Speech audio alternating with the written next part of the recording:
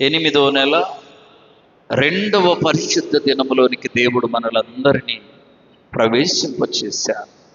అందును బట్టి దేవునికి కృతజ్ఞతాస్తుతులు చెల్లించుకుంటూ ఈ పరిశుద్ధ దినములో ఒక దేవుని బిడ్డ లేక ఒక విశ్వాసి అతని జీవితంలో తెరవబడవలసిన 7 అంశాల గురించి ధ్యానం చేసుకుందాం. ఒక విశ్వాసికి తెరవబడవలసిన 7 అంశాలు ఒక్కొక్కటి మనము ధ్యానం చేసుకుందాం. ఆన్లైన్ ఫాస్టింగ్ ప్రేయర్కు చాలామంది రాలా. నేను ఎవరిని ఏమి అనను, కానీ మీ మనస్సాక్షిని మీరు ఒకసారి ప్రశ్నించుకోండి. నెలలో ఒక్క రాత్రి ప్రభుతో ఉండలేకపోతే నెలంతా దేవుడు నీతో ఉంటాడా? ఆలోచించండి. ఒక రాత్రి నీవు ఆయనతో ఉండలేకపోతే, ఒక రాత్రి ఆయన సన్నిధిలో నీవు గడపలేకపోతే ఎన్ని రాత్రులు? 31 రాత్రి ఆయన నీతో ఉండి నిన్ను క్షేమముతో నింపాలి. ఆ సంగతిని జ్ఞాపకం చేసుకోనండి. ప్రభు సన్నిధిలో ఉండడానికి సంతోషముతో రావాలి, ప్రభువును మహిమపరచాలి. ఇంకెప్పుడు ఆబ్సెంట్ కావద్దని తీర్మానం చేసుకోండి.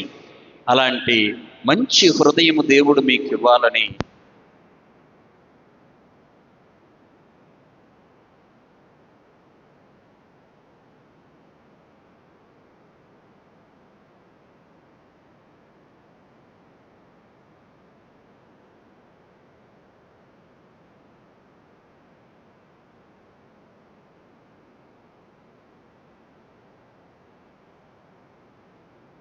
ఉండాలి. ఆమేన్. మన కన్నులు, మన శరీరములోని ప్రతి అవయవము లోకస్తుల వలె ఉండకూడదు. ఆమేన్, ఆమేన్. మన శరీరములోని ప్రతి అవయవము లోకస్తుల కంటే ప్రత్యేకించబడినదిగా ఉండాలి. ఎన్ని అవయవాలు ఉన్నాయో అవన్నీ కూడా. అప్పుడు నీ శరీరం దేవుని మాట వింటుంది. ఆమేన్. కాబట్టి ఈ పరిశుద్ధ దినములో విశ్వాసికి తెరవబడవలసిన 7 అంశాలు ధ్యానం చేసుకుందాం.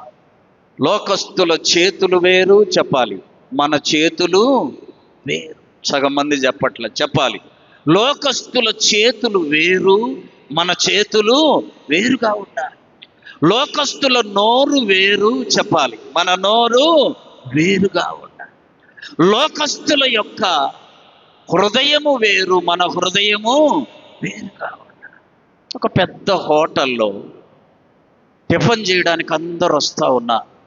పెద్ద హోటల్, వినండి, పెద్ద హోటల్ అనగానే బాగుంటుంది అనుకుంటాం, కానీ పెద్ద అపరిశుద్ధత ఉండేది ఆడనే.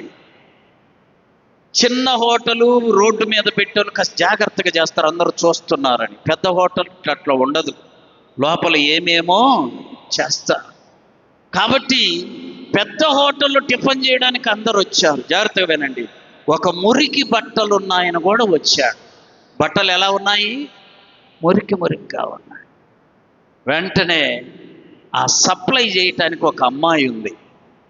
లేడీస్ కూడా ఈ మధ్య హోటల్లో పని చేస్తున్నారు.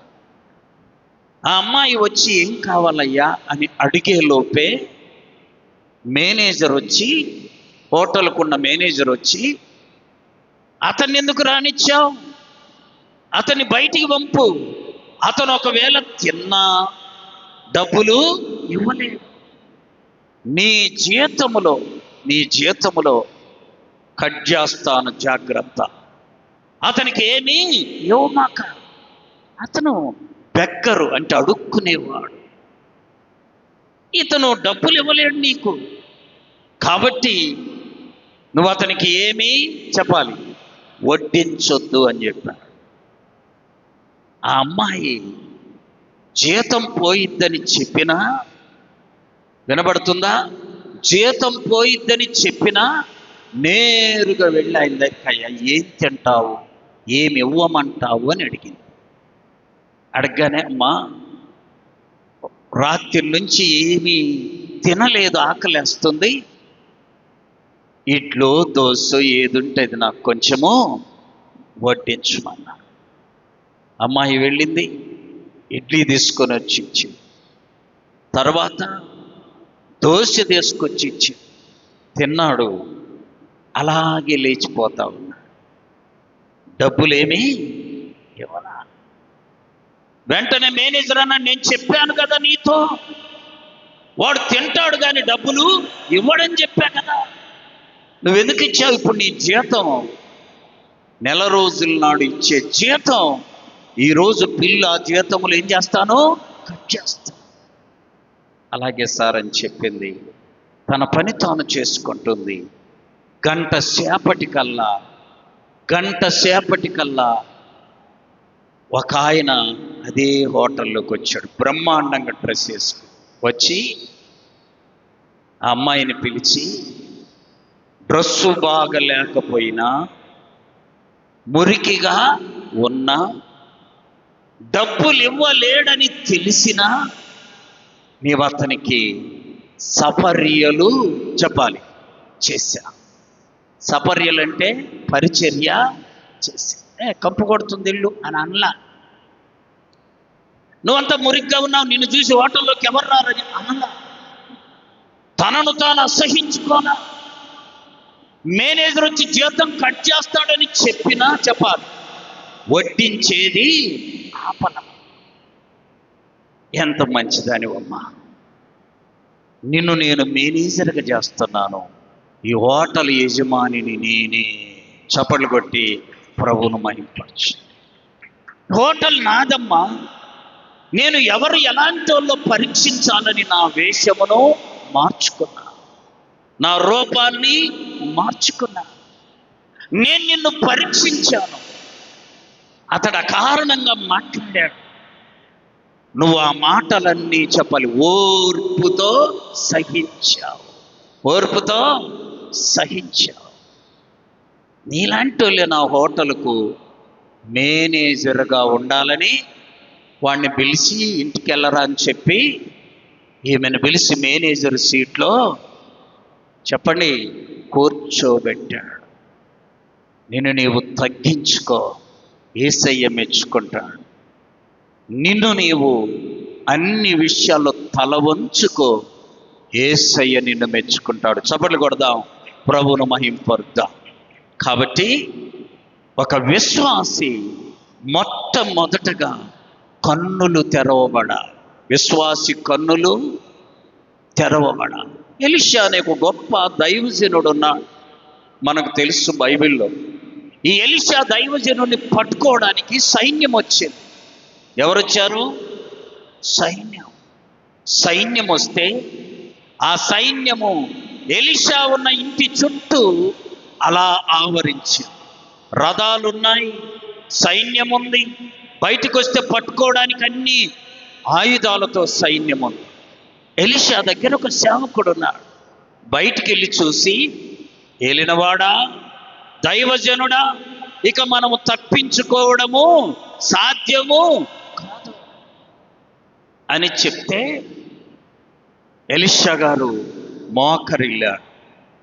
ఇబ్బంది నీకొస్తే చెప్పాలి, ఇబ్బంది నీకొస్తే, సమస్య నీ దగ్గరికి వస్తే, శోధన నీ దగ్గరికి వస్తే, నువ్వు మొదట చేయవలసిన పని మోకరిల్లుదుముగాక. ఆయన మోకరిల్లి ప్రార్థన చేస్తున్నా. ఏమని తెలుసా? సైన్యమంతా పంపించేయి ప్రభువా అని ప్రార్థన చేయాల. ఈ సైన్యము చేతిలో నేను చిక్కకుండా ఉండాలని ప్రార్థన చేయాల. ఏం చేశాడో తెలుసా? వీడి కన్నులు చెప్పాలి, వీడి కన్నులు తెరువయ్యా అని ప్రార్థన చేశాడు. ఇప్పుడు చెప్పండి, కన్నులు ఉండబట్టేగా ముందెళ్ళి చూసింది. కన్నులు లేని గుడ్డోడు చూడగలడా? ఆ కన్నులు లోకస్తుల కన్నులు. ఇప్పుడు ఎలీషా గారు తెరవమని చెప్పింది దేవుని ఆత్మీయ కన్నులు. ఆమె ఎప్పుడైతే ఎలీషా గారు ప్రార్థన చేశాడో, ఇప్పుడు ఎల్లుడు తలుపు తెచ్చి చూడగానే రాజు పంపించినవేమో మామూలు రథాలు, వాటి కంటే ముందుగా అగ్ని రథాలు ఉన్నాయి. చప్పట్లు కొట్టి ప్రభును మహింపరచు. రాజు పంపించింది మామూలు సైన్యము, ఆ సైన్యము కంటే ముందు బలమైన సైన్యం ఉంది. ఆమె 34వ కీర్తన 7వ చరణం చదవాలి. బైబిల్లో ఉన్న వాళ్ళందరూ చదవాలి. అప్పుడు ఒక ఆమె కళ్ళు మూసుకొని పోతున్నాయి, ఒక ఆమె కళ్ళు మూయబడుతున్నాయి. జాగ్రత్త, దేవుని మాటలు జాగ్రత్తగా వినాలి. చదవండి 34వ కీర్తన 7వ చరణం.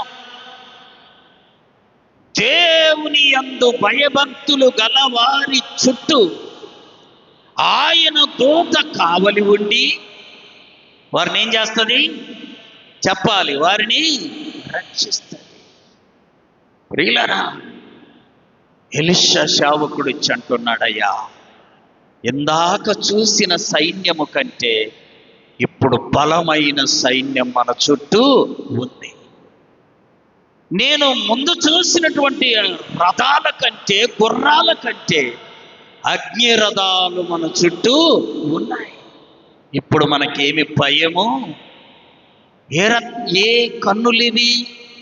ఆత్మీయ కన్నులు. ఆత్మీయ కన్నులు. ఏ కన్నులు ఉండాలి? విశ్వాసులకు చెప్పాలి.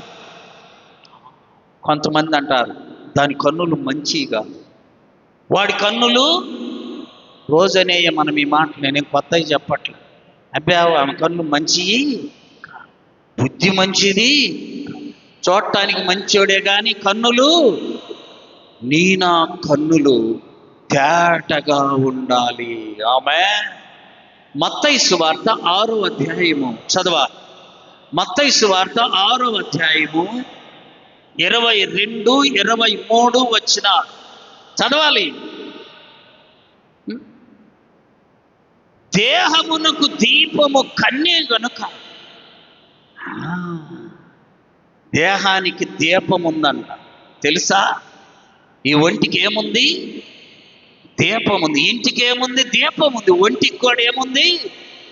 ఏంటిదంట దీపం? కళ్ళు. కళ్ళు. కళ్ళు. నీ దేహమునకు దీపము కంటే గనుక నీ కన్ను తేటగా ఉండాలి. తేటగా ఉండాలి. కన్నులు సరిచేసుకుందుముగాక. ఆమె చూడండి, మత్తయి సువార్తలో ప్రభువు సెలవిస్తున్నాడు, నీ కన్ను ఎలా ఉండాలి? నీ కన్ను చదువు, నీ కన్ను చెడినదైతే నీ దేహమంతా చెడిపోద్ది. చెప్పాలి, ఏమవుద్ది? కన్ను చెడిందైతే దేహమంతా. కన్ను మంచిదైతే చెప్పాలి, దేహమంతా వెలుగుమయమై ఉంటుంది. ఆమె ఆమె అందుకని మన కన్నులన్నీ ఎలా ఉండాలి చెప్పండి? అవి లేటుగా కాదు, ఎట్లా ఉండాలి? తేటగా ఉండాలి. తేటగా ఉండాలి. కన్ను కనపడలేదు అనుకో, అందుకనే మన పెద్దలు ఒక మాట అనేవారు, వీడి కళ్ళు కనబడడం లేదురా. ఎవరైంది కళ్ళు? నీకు కనపడుతున్నాయా? దూతలు కనపడ్డారు ఎలీషా గారి ప్రార్థన ద్వారా. ఎలీషా సేవకునికి ముందు కళ్ళ ద్వారా ఎవరిని చూశాడు? మామూలు సైన్యాన్ని చూశాడు. ఆత్మీయ నేత్రాలు తెరవబడిన తర్వాత ఎవరిని చూశాడు? అగ్ని రథాలను చూశాడు. నీ కన్ను ఈ పరిశుద్ధ దినములో నీ కన్ను సంపూర్ణంగా తెరవబడునుగాక. మన నేత్రాలు ఆత్మీయ నేత్రాలుగా మార్చబడునుగాక. జాగ్రత్తగా వినండి. కొన్ని సంవత్సరాల క్రితం జరిగిన సంగతి. ఒక ఋషి దగ్గర 10 మంది శిష్యులున్నారు అడవిలో. ఆయన దగ్గర పరిచర్య చేస్తా ఉన్నారు. గురువు గారు శిష్యులు ఎంతమంది? 10 మంది. పరిచర్య చేస్తూ ఉంటే ఒకరోజు వినండి, ఆ గురువు చెప్పాడు, అరే మీ అందరిలో ఎవడికి నా మీద విశ్వాసం ఉందో పరీక్ష పెట్టాలనుకుంటున్నాను అని అంటే, మంచిది గురువు గారు, పరీక్ష పెట్టమన్నా. పరీక్ష పెట్టమన్న తర్వాత ఏం పరీక్ష తెలుసా? వినండి, నీలో ఎవడికైతే మంచి విశ్వాసం ఉంటుందో భగవంతుడి మీద, నా మాట మీద, దేవుని మీద చెప్పాలి, నా మాట మీద ఎవరికి మంచి విశ్వాసం ఉంటుందో నేను పరీక్ష పెడతాను. పరీక్షలో గెలవాలంటే అందరూ నేను గెలుస్తానా. వినండి, అక్కడ ఒక కుక్క చనిపోయి 1 రోజులైంది. చెప్పాలి, ఎలా ఉంటుంది? పాయసంలాగా ఉంటుందా అమ్మా? కంపు, పురుగు పట్టింది, బాగలేదు, అది అక్కడ కనపడతా ఉంది. ఈయన ఏం చేశాడంటే, ఈ గురువుగారు, దేవా, ఈ అపరిశుద్ధమైన దానిని పరిశుద్ధపరచుదువుగాక అన్నాడు. చప్పట్లు కొట్టి ప్రభువును మహిమపరచు. వెంటనే కుక్క శవం, కుళ్ళిపోయిన శవం ఎలా మారిపోయిందో తెలుసా? చెప్పాలి, పరిశుద్ధమైన పాయసముగా మారిపోయింది. వీళ్ళల్లో మొదటోడు వచ్చాడు. అది తినాలయ్యా, నువ్వు దేవుని మీద భారమేసి, నా మాట మీద భారమేసి నమ్మికొంచి నువ్వు దాన్ని ఏం చేయాలి? నీకేమన్నా మైండ్ ఉందా లేదా? కుక్క శవాన్ని ఎవరు తింటారండి? కుళ్ళిపోయిందండి, కురుపులండి, పురుగులండి, నేను తిననని వెళ్ళిపోయాను. రెండో వాడు వచ్చాడు, దాని వైపు చూపించాడు, నువ్వు తినాలి, నేను ప్రార్థన చేశాను. దేవుడు ప్రార్థన ద్వారా ప్రతి వస్తువుని ఏం చేస్తాడు? పరిశుద్ధపరుస్తాడు. తినాలంటే రెండో వాడు చూసి, అమ్మా, నేను ఇలాంటిది ఎప్పుడు కంపు పడుతుందయ్యా, ముక్కులు పగిలిపోతున్నాయి. 9 మందికి ఇదే మాట, 9 మందికి ఇదే మాట మాట్లాడు. 10వ అబ్బాయి వచ్చాడు. రాగానే, అది తినాలయ్యా, నువ్వు దేవుని యందు విశ్వాసం ఉంచి, నా మాట మీద నమ్మకం ఉంచి, నా ప్రార్థన మీద నమ్మకం ఉంచి నువ్వు దాన్ని ఏం చేయాలి? చెప్పాలి అని చెబితే, గురువుగారు, నువ్వు ప్రార్థన చేశావంటే చెడు కూడా ఏమైంది? మంచి. అపరిశుద్ధమైనది ఏమవుద్ది? పరిశుద్ధమైనది. నువ్వు తినమని ఆజ్ఞాపిస్తే దేవుని మీద భారమేసి నేను తింటాను ఆమె అని వెళ్ళి ఆ కుక్క శవము, పురుగులు పట్టున్న ఆ కుక్క శవం అలా తీసుకొని దోషుల్లో ఇలా పెట్టుకోగానే పాయసములాగా మారిపోయింది. చపళ్ళు కొట్టి ప్రభువును మహింపరచు. పాయసములాగా మారిపోయింది. అలా తీసుకొని తింటా ఉంటే మధురముగా మారానుభవం, మధురముగా మార్చగలవు నీవు. మారానుభవం మధురముగా మార్చగలవు నీవు. మౌనతుడా, నీ కృపలో నేను నివసించుట నా జీవిత ధన్యతయన్నది. మౌనతుడా, మౌనతుడా, మౌనతుడా, మౌనతుడా, నీ కృపలో నేను నివసించుట నా జీవిత ధన్యతయన్నది. ప్రార్థన ద్వారా చెప్పాలి, సమస్తము శుద్ధి చేయబడుతుంది. నమ్మాడు, విశ్వసించాడు, అనుభవించాడు. ఆమె ఇంతకు చెప్పండి, 9 మంది కన్నులేంటివి?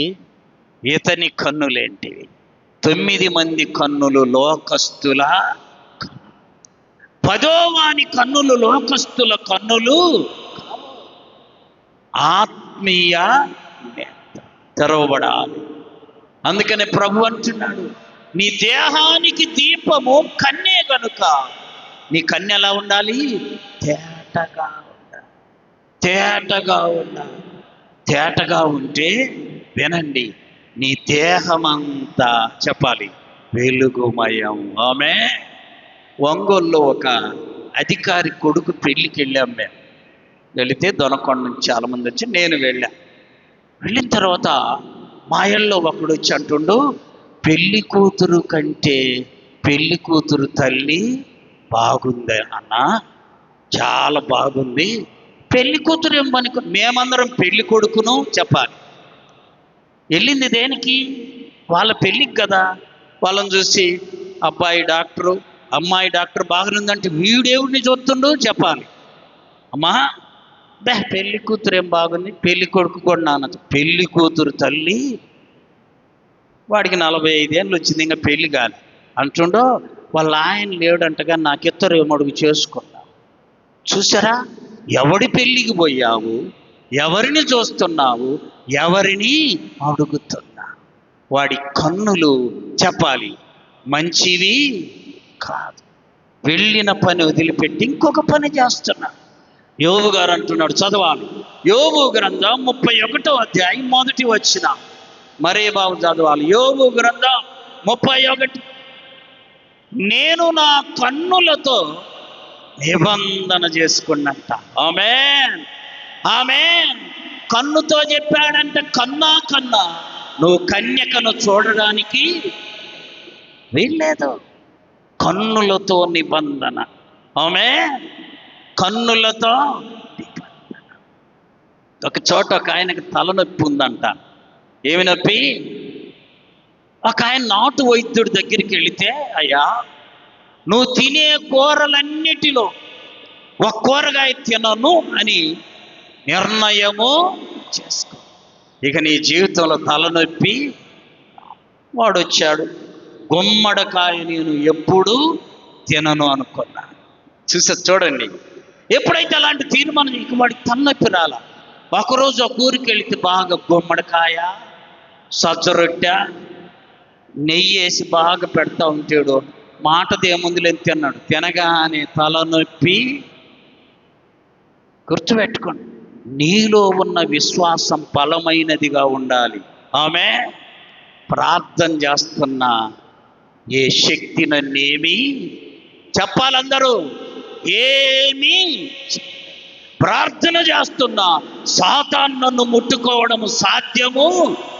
ఈ విశ్వాసము నీకుంటే సైతాను పునాదులు వణికిపోవునుగాక. ఏం ప్రార్థనలే, ఏం చేస్తాములే అన్నావా, సాతాను వచ్చి నీలో వెంటబడతాడు. గుర్తుపెట్టుకోవాలి. ప్రభువు బిడ్డలం, ఆ 10వ వాడు వెళ్ళాడు, ఆ కుక్క, కుళ్ళిపోయిన కుక్కనే ప్రార్థన చేసుకున్నాడు, గురువును నమ్మాడు, దేవుణ్ణి నమ్మాడు, పాయసముగా భుజించగలిగాడు. ఆత్మీయ నేత్రాలు ఏమయ్యాయి? తెరవబడ్డాయి. చూస్తే ప్రభువే కనబడ్డా, ప్రభు కార్యాలే కనబడా, ప్రభు యొక్క అద్భుతాలనే చూడగలగా. నీ కన్నులు ఈ రీతిగా మార్చబడ్డాయా, తెరవబడ్డాయా? ఆలోచించుము. నీ కన్ను ఏమి చూస్తుందో నిన్ను నీవు ప్రశ్నించుకో, నిన్ను నీవు పరీక్షించుకో. గొప్ప భక్తుడైన యోబు గారు అంటున్నాడు, నేను నా కన్నులతో నిబంధన చేసుకున్నా. కన్యకను నేను ఎలా చూడాలి? కన్యకను నేను ఎలాగూ చూద్దును? ప్రియులరా, అలా నేను చేస్తే పరమున ఉన్న నా దేవుని ఆజ్ఞ ఏమైపోద్ది? కాబట్టి నేను నా కన్నులతో నిబంధన. ఇప్పుడు మనమందరం ఇక్కడ ఒక నిబంధన, నా కన్నుతో ఏ పాపము చూడకుందునుగాక. ఆమేన్. ఎప్పుడైతే నీలో ఆ తీర్మానము జరుగుద్దో నీ కన్నులు శుద్ధీకరించబడునుగాక. 2వ అవయవము చూడండి. 2వ అవయవము హృదయము తెరవబడాలి. మొదటిది కన్నులు తెరవబడాలి. మామూలు కన్నులు కాదు, ఆత్మీయ నేత్రాలు తెరవబడాలి. 2వది చూడండి, హృదయము తెరవబడాలి. అపోస్తుల కార్యముల గ్రంథం 16వ అధ్యాయము 14వ వచనం. అప్పుడు అక్కడ లుదియా అనే ఒక దైవ భక్తి కలిగిన ఒక స్త్రీ వినుచుండెను. ఆమె ఊదా రంగు పొడిని అమ్ము తుయతైర పట్టణస్థురాలు. ప్రభు ఆమె హృదయమును తెరిచిన కనుక దేవుని సేవకుడు చెప్పిన మాటల యందు లక్ష్యముంచ. నీ హృదయం తెరవబడితే వాక్యం జాగ్రత్తగా వింటావు. ఆమె హృదయము తెరవబడకపోతే వాక్యము వింటావు కానీ అది నీకేమి అర్థము కాదు. హృదయము తెరవబడాలి. ఇది చాలా ప్రాముఖ్యమైన మాట. మన హృదయాలు తెరవబడ్డాయా చెప్పాలి. హృదయము తెరవబడితే మందిరములో నీకు నిద్ర రాదు. ఆమె హృదయము తెరవబడితే ఒకరిని హృదయము బాధపడే మాటలు ఎన్నడూ అనలేదు. అందుకని మన హృదయాన్ని మనము శుద్ధి చేసుకుందుముగాక. మత్తయి సువార్త 5వ అధ్యాయము 8వ వచనం, హృదయ శుద్ధి గలవారు ధన్యులు, వారు దేవుణ్ణి చూడాలంటే ఏం అర్హత ఉండాలి? దీనికి ఏమైనా ఖర్చు ఉందా? ఫీజు కట్టాలనా? చెప్పండి. డొనేషన్ ఇవ్వాలనా? పనేమి. హృదయాన్ని శుద్ధిగా ఉంచుకోవాలి. అప్పుడు నీ హృదయము తెరవబడుద్ది. నీ హృదయము దేవుని మాటల యందు లక్ష్యం ఉంచుద్ది. నీ హృదయము దేవునిని మాత్రమే చూడగలుగుద్ది.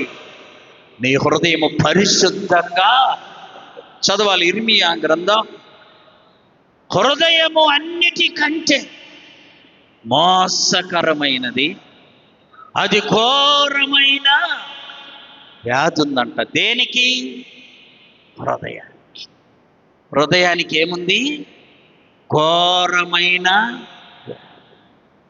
దీన్ని బాగు చేసేవాడు ఈ భూమి మీద ఎవడు లేడు. గుర్తుపెట్టుకోండి. హృదయాన్ని బాగు చేసేవాడు ఎవడు? ఎప్పుడు చెప్పండి. నీ రక్తం చెడిపోతే బాగు చేస్తా, నీ లివర్ చెడిపోతే బాగు చేస్తా, నీ కళ్ళు పాడైతే బాగు చేస్తా, నీ చెవి పాడైతే బాగు చేస్తాడమ్మా. హృదయము పాడైతే బాగు చేసేవాడు ఎవడు? అక్కడే వ్రాయబడింది, చదవండి 10వ వచనం, హృదయ పరిశోధకుడు యెహోవాయే. హృదయాన్ని బాగు చేయాలంటే ఎవరు? దేవుడు మాత్రమే బాగు చేయగలడు. దేవుడు మాత్రమే బాగు చేయగలడు. ప్రియులరా, అందుకని ప్రపంచమంతా కూడా యేసయ్య వైపే చూస్తుంది. చప్పట్లు కొట్టి ప్రభును మహింపర్చ. ఒక ఆమె నిన్న ఇంటర్వ్యూ ఇస్తుంది. ఆమె పెద్ద మంచి ఉన్నతమైన కులం, ఉన్నతమైన ఉద్యోగం, ఉన్నతంగా ఉన్నది, డబ్బు, ఐశ్వర్యం అన్నీ ఉన్నాయి. యేసు ప్రభువుని నమ్ముకుంది. ఆమేన్, ఆమేన్. అందరు టీవీ వాళ్ళు వచ్చి ఆమెను ఇంటర్వ్యూ చేస్తున్నారు. ఏమనో తెలుసా? నువ్వేంది యేసయ్యను నమ్ముకోవడమే, నువ్వేంది ప్రార్థనకి వెళ్ళడం ఏంటి, నీ కులం ఏంది, నీ ఆస్తి ఏంటి, నీ అంతస్తు ఏంటి, నీ అందం ఏంటి? ఇంకా చాలా బాగా అందంగా ఉంటుంది ఆమె అంటుంటే నేను చాలా ఇంట్రెస్ట్గా విన్నా మాట. ఏమనిందో తెలుసా?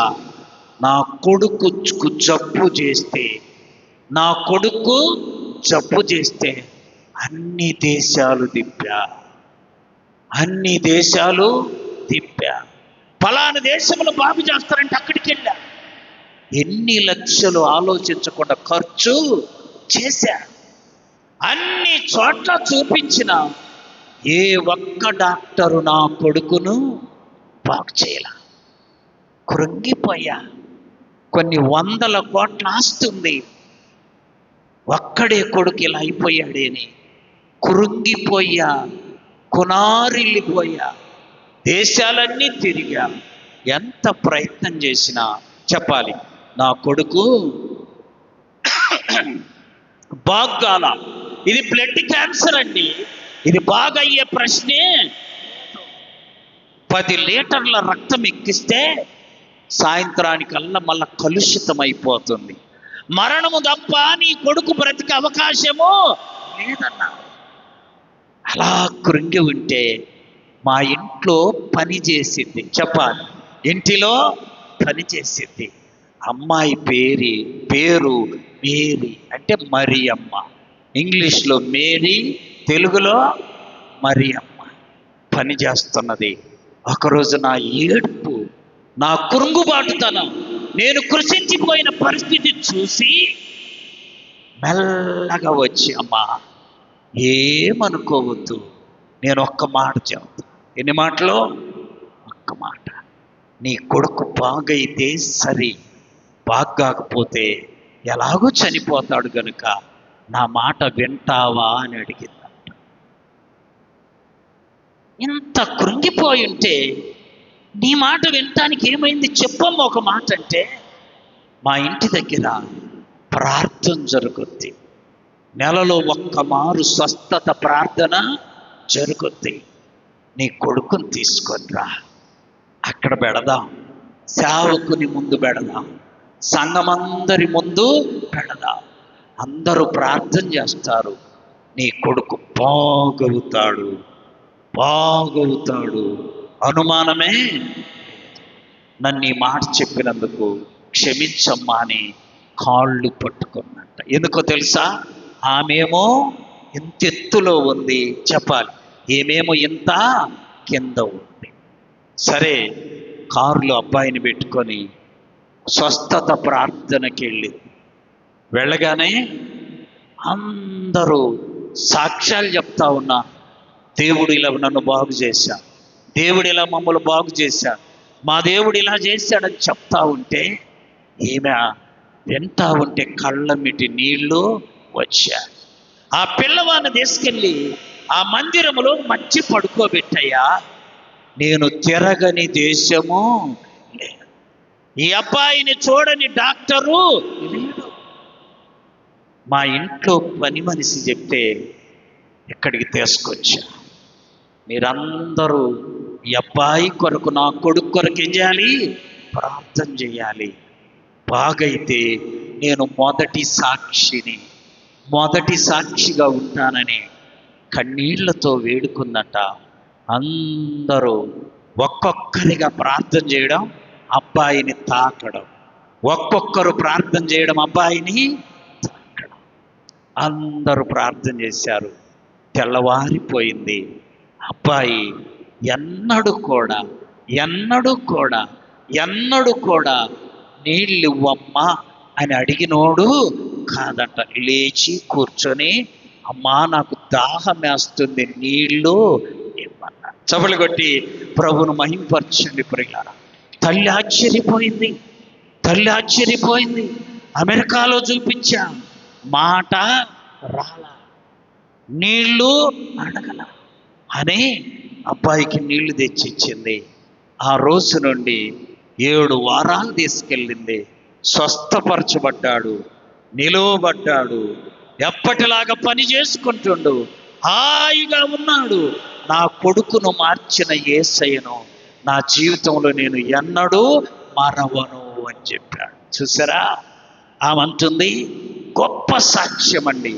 రేకులుగా ఉన్న ఆలయాన్ని బ్రహ్మాండంగా కట్టించా. ఎందుకో తెలుసా? కొన్ని లక్షలు హాస్పిటల్లో పోసాను కానీ నా కొడుకు ఆరోగ్యం ఎవరు ఇవ్వనా. నేను వెళ్ళిన యేసయ్య, ఆ మందిరం, ఆ ప్రార్థన నా కొడుకును బ్రతికించింది కనుక నేను నా హృదయపూర్వకంగా చెప్పాలి, ఎలా? హృదయపూర్వకంగా యేసయ్యను నమ్ముకున్నాను. చప్పట్లు కొట్టి ప్రభువును మహింపరచాలి.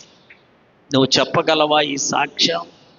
నేను ఆ మాటలు వింటుంటే చాలా ఆశ్చర్యం వేసింది. నా జీవితంలో కూడా ఒక చిన్న సాక్ష్యం ఏంటో తెలుసా? ఒక డాక్టర్ గారు, డాక్టర్ అమ్మ వాళ్ళ ఇంటికి ప్రార్థనకు వెళితే వాళ్ళు ఏడ్చుకుంటూ కళ్ళమిటి నీళ్లు పెట్టి, నా కుమార్తె డాక్టర్ అయ్యా, నా అల్లుడు ఇంజనీర్ అయ్యా, వాళ్ళిద్దరు అమెరికాలో ఉంటున్నాయ్యా, 7 ఏళ్ళు అయిందయ్యా పెళ్ళయ్యి, పిల్లలు. నాకెందుకు ఒక పౌరుషం వచ్చింది. వీళ్ళ కొరకు నేను బలముగా ప్రార్థన చేద్దాము అనుకున్నా. వచ్చాను, ప్రార్థన చేశాను. మంగళవారం ఉపవాసం ఉన్నాను, ప్రార్థన చేశాను. ఉదయానికల్లా దేవుడు చెప్పాడు, ఈ నెలలోని ఆమె గర్భములో నేను కొడుకునిస్తున్నా. చపలు కొట్టి ప్రభును మహింపరచ. ఉదయాన్నే ఫోన్ చేసి చెప్పానండి, చెప్పిన తర్వాత అదే నెలలో అమ్మాయికి దేవుడు గర్భఫలం ఇచ్చాడు. 10వ నెలలో ఇండియాకు తీసుకొని వచ్చింది, ప్రార్థన పెట్టింది, సాక్ష్యం చెప్పింది, దేవుణ్ణి మహిమపరిచింది, దేవునికి అద్భుతమైన కానుక ఇచ్చి. గుర్తుపెట్టుకోవాలి, దేవుడు ఎన్నడూ విడిచిపెట్టేవాడు. నీ హృదయములో ఏముంటుందో, ఎంతగానో విశ్వసిస్తావో, ఎంతగా ప్రభు మీద ఆధారపడతావో, దేవుడు నిన్నంతగా ఆశీర్వదించునుగాక. పూర్వం పెద్దలు ఒక మాట అన్నా, ఏంటది? ఇప్పుడు అనరు, ఇప్పుడన్నీ పెద్ద పెద్దవి కదా. అప్పుడు ఏమని వెళ్తారు, మతిలో ఎంతో బాగొచ్చు. ఎట్లా? మతిలో ఎంతో నీ హృదయంలో ఏముంటుందో అదే నీకు జరిగిద్ది. ఆమె ఆమె ఎన్ని సాక్ష్యాలు ఇలాంటి.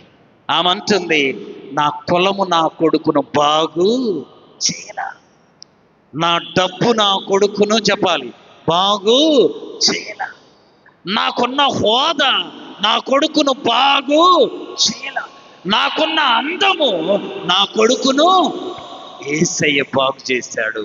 యేసయ్యే నిజమైన. అలాంటి సాక్ష్యం మనందరి జీవితాల్లో ఉండునుగాక. ఆమె. కాబట్టి హృదయాన్ని నువ్వు బాగు చేయగలవా? ఈ భూమి మీద కండ్ల డాక్టర్ ఉన్నాడా లేదా? చెప్పాలి, గట్టిగా చెప్పండి అమ్మా.